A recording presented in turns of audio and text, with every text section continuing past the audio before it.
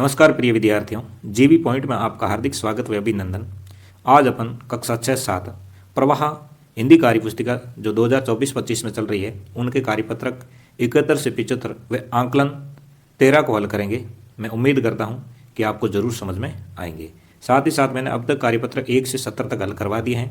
अपने चैनल की play list में जाके उसे हल कर सकते हो। शुरू करते हैं आज का कार्यपत्रक। पहला, अनुच्छेद को पढ़कर दिए गए प्रश्नों के उत्तर लिखिए। अनुच्छेद को पढ़ेंगे फिर इससे संबंधित प्रश्नों को हल करेंगे। अनुच्छेद कुछ इस प्रकार है कि शिमला के माल रोड पर जनरल पोस्ट ऑफिस है। उसी पोस्ट ऑफिस के एक कमरे में डाक छांटने का काम चल रहा है। धूप का मजा लेते हुए 2 पैकर्स और 3 महिला डाकिया फटाफट डाक छांटने का काम कर रहे हैं। पिन कोड का पत्र पहुंचाने में खास महत्व होता है। पत्र में शहर का नाम के बाद लिखे अंक को पिन कोड कहते हैं। पिन कोड 6 अंकों का होता है। पुराने समय में कबूतरों के द्वारा संदेश भेजे जाते थे। जब संचार और परिवहन के साधन कम थे, हर कार्य पैदल ही आम आदमी तक चिट्ठी पहुंचाने का काम करते थे। आज संदेश भेजने के नए नए साधन उपलब्ध हो गए हैं। डाक बांटने में हवाई जहाज, पानी के जहाज, जाने कौन कौन से साधन इस्तेमाल किए जा रहे हैं। अब लोग कई तकनीकों जैसे ईमेल आदि से जुड़ गए हैं। अपनी बात कोई भी व्यक्ति तुरंत दुनिया के किसी भी कोने तक पहुंचा सकता है। तो ये कुछ अनुच्छेद इस प्रकार था। अब इससे संबंधित जो प्रश्न है उनको अपन हल करेंगे। तो सबसे पहले तो प्रश्न आया है कि पत्र में पिन कोड कितने अंक का होता है। तो ऊपर आपने अनुच्छेद पढ़ा था तो उसमें क्या लिखा हुआ था कि पत्र में पिन कोड जो होते हैं वो 6 अंकों का होता है। पिन कोड कितने अंकों का होता है? 6 अंकों का होता है। आगे दूसरा प्रश्न है कि आज हम संचार के कौन कौन से साधनों का प्रयोग करते हैं। तो ईमेल का प्रयोग करते हैं, दूरभाष का प्रयोग करते हैं, व्हाट्सएप का प्रयोग करते हैं और टेलीग्राम का प्रयोग करते हैं। अन्य बहुत सारे साधन हैं जिसका उपयोग अपन करते आ रहे हैं। 3 नंबर प्रश्न देख लेते हैं। दिए गए शब्दों के अर्थ लिखिए। छांटना का अर्थ क्या लोगे? अलग अलग करना, गुनगुनी, हल्का गर्म, परिवहन का अर्थ होता यातायात, हरकारे का अर्थ होता डाकिया, तकनीकी का अर्थ होता प्रौद्योगिकी, ईमेल का अर्थ होता इलेक्ट्रॉनिक मेल। इस प्रकार ये आपको अर्थ लिखने होते हैं। आगे बॉक्स में दिए गए शब्दों का प्रयोग कर वाक्य को पूरा कीजिए। जैसे संदेश, कंप्यूटर, मोबाइल फोन, इंटरनेट, इनका प्रयोग करना है। बिना तारों का टेलीफोन मोबाइल फोन होता है। ईमेल खाली जगह द्वारा भेजा जाता है तो वो इंटरनेट के द्वारा भेजा जाता है। अब आ जाता है 5 नंबर प्रश्न आपका। अगर आप किसी को पत्र लिखते हैं तो पते में यह जानकारी किस क्रम में लिखोगे? तो सबसे पहले आप क्या लिखोगे? घर के नंबर लिखोगे 1 नंबर पे। तो फिर 2 नंबर पे लिखोगे गली मोहल्ले का नाम, 3 नंबर पे लिखोगे कस्बे का नाम, 4 नंबर पे लिखोगे खंड का नाम और 5 नंबर पे लिखोगे राज्य का नाम। इस तरीके से आपको ये क्रमशः लिखने थे। आगे बढ़ते हैं कार्यपत्रक नंबर 72 की तरफ। अनुच्छेद को पढ़ना है, जवाब देना है। तो पढ़ लेते हैं। अनुच्छेद कुछ इस प्रकार है कि चित्तौड़गढ़ सूरवीरों का शहर है जो पहाड़ी पर बने दुर्ग के लिए प्रसिद्ध है।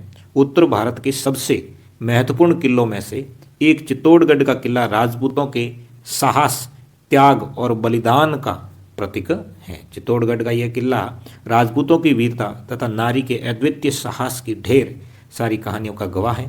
चित्तौड़गढ़ मेवाड़ की राजधानी रहा है। चित्तौड़गढ़ के दुर्ग को विश्व विरासत स्थल घोषित किया गया है। इसे सभी दुर्गों का सिरमौर भी कहा जाता है। यह किला बेड़त नदी के किनारे बना है।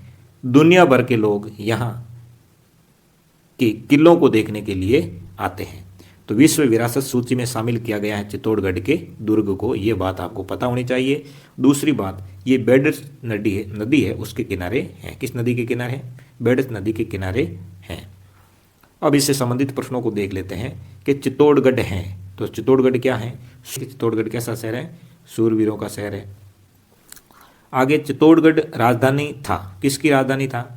मेवाड़ की राजधानी था। चित्तौड़गढ़ किसके लिए प्रसिद्ध है? चित्तौड़गढ़ पहाड़ी पर बने दुर्ग के लिए प्रसिद्ध है। किसके लिए? दुर्ग के लिए प्रसिद्ध है। अगला प्रश्न 4 नंबर देख लेते हैं चित्तौड़गढ़ का किला कौन सी नदी के किनारे है? बेडस नदी के किनारे है। चित्तौड़गढ़ भारत के किस राज्य में है? तो राजस्थान के अंदर है।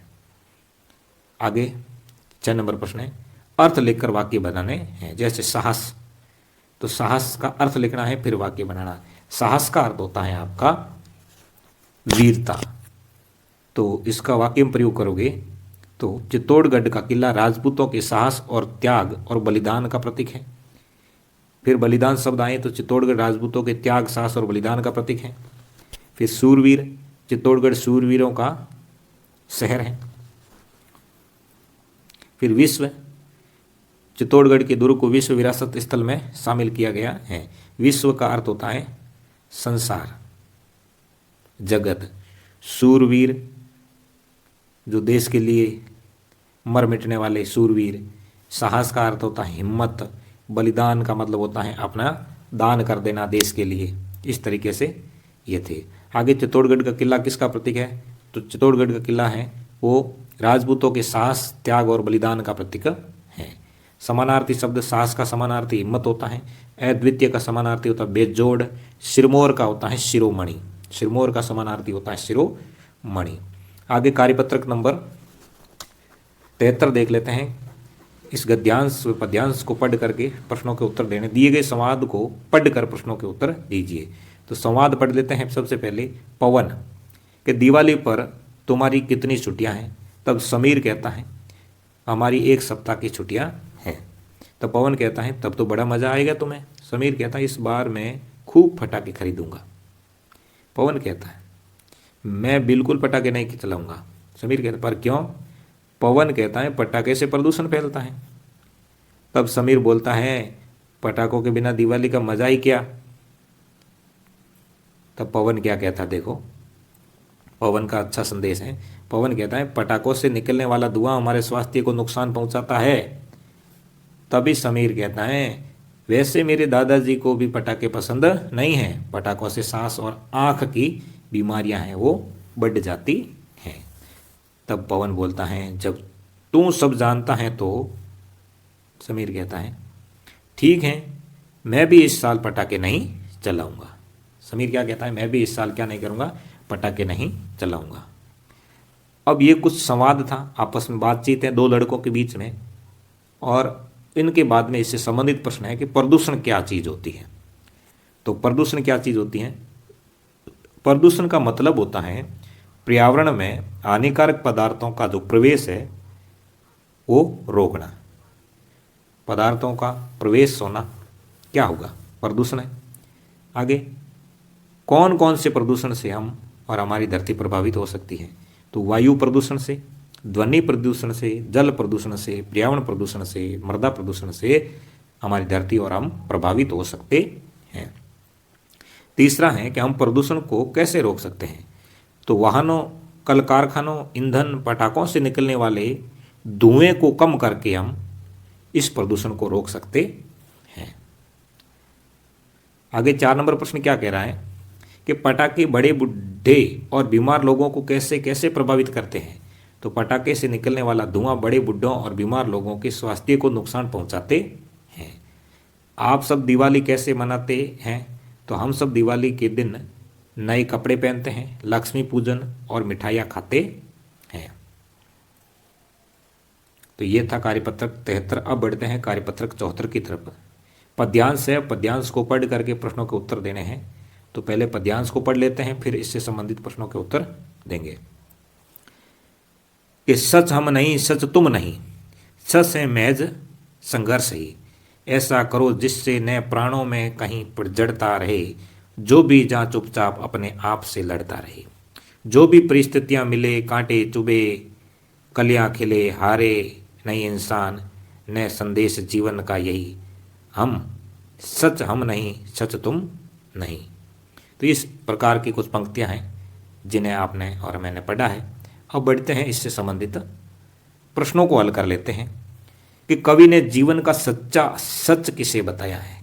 जीवन का सच्चा सच, तो जीवन का सच्चा सच है महज संघर्ष को बताया कि बस संघर्ष करना ही जीवन का सच्चा सच है। संघर्ष के अलावा इस दुनिया में कोई कुछ नहीं है। दूसरा प्रश्न क्या था कि चुपचाप अपने आप से लड़ने का क्या मतलब है, यानी जीवन में परेशानियां चाहे कितनी विपरीत आए उससे लड़ते रहना चाहिए, चुपचाप लड़ते रहना चाहिए। जीवन में परिस्थितियां आती रहती है, सुख दुख आते रहते हैं, हमें उस सुख दुख से लड़ते रहना है। कांटे और कलियां किसका प्रतीक है, यहाँ पे कर्मश है, कांटे देखे जाए तो दुख का प्रतीक है और कलियां हैं वो सुख का प्रतीक है। कवि क्या संदेश देना चाहता है, जीवन में कभी हिम्मत नहीं हारनी चाहिए, ये संदेश देना चाहता है। आगे पांचवा प्रश्न देख लेते हैं। हार और सच शब्दों का विलोम, हार का विलोम होता है जीत, सच का विलोम होता है झूठ। ताप प्रत्यय लगाकर कोई 4 नए शब्द बनाइए। तो ताप प्रत्यय लगा जैसे जड़, इसमें ताप प्रत्यय लगा तो जड़ता बना, लड़ में ताप प्रत्यय लगा लड़ता, सम में ताप प्रत्यय समता, एक में ताप प्रत्यय लगा तो एकता बना। अब है कार्यपत्रक 75 गद्यांश है, गद्यांश को पढ़ करके प्रश्नों के उत्तर देने हैं। गद्यांश कुछ इस प्रकार है कि भारत एक महान देश है, उत्तर दिशा में हिमालय पर्वत भारत की ऊंचाई प्रकट करता है, इससे निकलने वाली गंगा यमुना आदि नदियां भारत भूमि को जलदान करती है, खेती सोना उगलती है, वन उपवन और उद्यान फूल फल लताओं से लहरा जाते हैं, हिमालय की घाटियों में जड़ी बूटी होती है जो हमारे रोग दूर करने का काम आती है। भारत की भांति ही हिमालय विशाल हैं, अटल हैं, अमर हैं। हिमालय भारत का एक पर्वत नहीं, स्वयं भारत है, हम सब उसके ऋणी हैं। अब इससे संबंधित प्रश्नों को देख लेते हैं। उपयुक्त गद्यांश का उचित शीर्षक दीजिए। तो इसका उचित शीर्षक हो गया महान हिमालय। दूसरा है हिमालय पर्वत से निकलने वाली नदियां गंगा यमुना, हिमालय पर्वत से निकलने वाली नदियां हैं आपकी गंगा और यमुना। जलदान की तरह नए शब्द बनाने हैं 3। जलदान की तरह है अन्नदान, अन्न का दान करना, भूमि दान, भूमि का दान करना, नेत्रदान, नेत्रों का दान करना। इस तरीके से ये शब्द बनाने थे। अब देखते हैं प्रश्न नंबर 4 को। हिमालय शब्द का संधि विच्छेद करना, तो हिम धन आलय होता है। इसके अंदर देखोगे तो दीर्घ संधि है। कौन सी संधि है, दीर्घ स्वर संधि है, दीर्घ स्वर संधि देखने को मिल रही है। हिमालय पर्वत की कोई 3 विशेषता बताओ। हिमालय पर्वत की 3 विशेषता बताओ। भारत की भांति ही हिमालय विशाल है, अटल है और अमर है। ये 3 विशेषता हो गई। छठा प्रश्न है हिमालय पर्वत की महानता को किसके गौरव का प्रतीक माना है। तो हिमालय पर्वत की महानता को भारत के गौरव का प्रतीक माना गया है। प्रस्तुत गद्यांश से संबंधित कविता की कुछ पंक्तियां लिखिए। यह हिमालय इतना प्यारा, सबको लगता प्यारा प्यारा। ये कुछ इससे संबंधित पंक्तियां लिखनी थी जो अपन ने लिख ली है। अब है अटल अमर शब्दों को उपसर्ग से अलग करके लिखिए। तो अटल में से अलग करोगे तो अ अलग हो जाएगा उपसर्ग और टल, अ अलग हो गए और मर, इस तरीके से उपसर्ग अलग करके लिखना था। तो हो जाते हैं कार्यपत्रक 75 पूरे। अब देखते हैं आकलन 13। पिन कोड होता है, पीछे अभी पढ़े उसमें से आया है, तो पिन कोड 6 अंकों का होता है। निम्न के विलोम शब्द लिखिए। तो साहसी का विलोम होता है डरकोप या कायर। शुद्ध का विलोम होता है अशुद्ध, हार का जीत और सच्चा का झूठा होता है। जलदान करती हैं कौन, नदियाँ। निम्न में से उस विकल्प को छांटिए जो समूह से अलग हैं। तो डरकोप और निड्र तो एक चीज हो गई, जय पराजय, डरकोप निड्र विलोम हो गया, जय पराजय एक विलोम हो गया, सुख दुख विलोम हो गया, जल पानी एक ही चीज हो गई, इसलिए ये अलग हो गया। भारत के गौरव का प्रतीक किसे बताया है। तो भारत के गौरव का जो प्रतीक बताया है वो किसको बताया है, गौरव का प्रतीक बताया है हिमालय को। किसको बताया है, हिमालय को गौरव का प्रतीक बताया गया है। हिमालय पर्वत जो है उसको गौरव का प्रतीक बताया गया है। आगे देखो कि निम्न के पर्यायवाची यानी समानार्थी शब्द लिखिए। शेर का पर्यायवाची सिंह का पर्यायवाची शेर होगा, वनराज हो जाएगा। गगन का पर्यायवाची आकाश हो जाएगा, नभ हो जाएगा। इस तरीके से ये लिखने थे। आगे देखते हैं 7 नंबर प्रश्न को कि जल प्रदूषण से होने वाले नुकसान क्या क्या होता है। तो जल प्रदूषण से पेट से संबंधित बीमारियां हो जाती हैं, हैजा है, दस्त है, ये हो जाते हैं। भारत और हिमालय की कोई 2 समानताएं बतानी है। तो भारत और हिमालय दोनों ही अटल और विशाल हैं। दोनों की समानता यही देखने को मिलती है कि दोनों अटल और विशाल है। आगे 9 नंबर प्रश्न है कि नीचे लिखे शब्दों के अर्थ लिखकर वाक्य में प्रयोग कीजिए। शब्दों के अर्थ लिखने फिर वाक्य में प्रयोग करना है। अद्वितीय, अद्वितीय का अर्थ होता है अनोखा। अब इसको वाक्य में प्रयोग करोगे तो ताजमहल की सुंदरता विश्व में अद्वितीय है। कायर, कायर का मतलब होता है डरपोक, डरपोक। कायर का अर्थ होता है डरपोक। युद्ध में कायर पीठ दिखा देते हैं। साहस, साहस का मतलब होता है हिम्मत। वीरों का साहस युद्ध में परचम लहराता है। हम प्रदूषण को कैसे रोक सकते हैं? हम पर्यावरण के घटकों में अवांछित पदार्थों को मिलने से रोक कर प्रदूषण को रोक सकते हैं। यानी पर्यावरण के अंदर जो घटक जो होते हैं, अवांछित पदार्थ होते हैं, उनको मिलने से रोकेंगे तो पर्यावरण प्रदूषण है वो अपने आप नहीं होगा। आगे हैं 11 नंबर प्रश्न कि नीचे लिखे संवाद को आगे बढ़ाना है। चौक कहती है मैं चौक हूँ, श्यामपट्ट पर लिखने के काम आता हूँ। डस्टर कहता है जी मैं भी श्यामपट्ट पर ही काम आता हूँ, लेकिन लिखने के नहीं। तब चौक कहती है मेरा कार्य बहुत महत्वपूर्ण है। डस्टर कहता है मेरा काम भी तुम्हारे कार्य से कम नहीं है। चौक कहता है मैं सब कुछ लिख सकता हूँ। डस्टर कहता है मैं सब कुछ मिटा सकता हूँ। इस तरीके से ये संवाद हैं, आपस में जो बातचीत है वो देखने को मिलती है। तो आज की क्लास अपनी यहीं पूरी हो जाती है। अगर मेरी मेहनत आपको पसंद आए तो वीडियो को एक बार लाइक, कमेंट व शेयर ज़रूर कर दीजिए। साथ ही साथ मेरे चैनल पे आप नए हो, चैनल को सब्सक्राइब कर दीजिए ताकि आगे आने वाली कोई भी वीडियो आपके सामने तुरंत आ जाए। तो अगली क्लास आए, तब तक के लिए बाय बाय, जय हिंद।